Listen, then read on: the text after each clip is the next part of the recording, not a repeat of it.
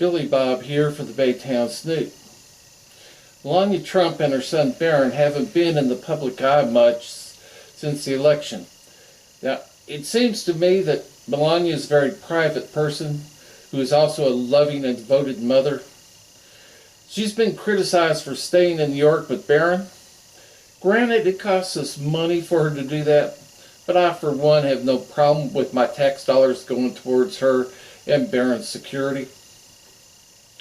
Watching Melania, it looks to me that she's been and is verbally abused by Donald and her stepchildren.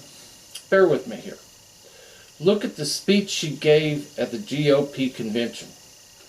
The person that wrote that speech deliberately rickrolled her with lines stolen from Michelle Obama's speech and lyrics from a Rick Astley song. This was done to subject Melania to ridicule and to humiliate her in front of the nation. The name of the author of that speech was never revealed, and they, as far as I know, have never been punished. If I were Donald, I would not only fire that staffer that wrote the speech, I would have publicly ridiculed and humiliated him and made sure they never got another job. But that didn't happen. That makes me suspect that the author of that speech was one of her stepchildren. If it wasn't one of his other children, then Donald doesn't care about Melania's feelings at all. If it was one of his children, then he sided with them over Melania.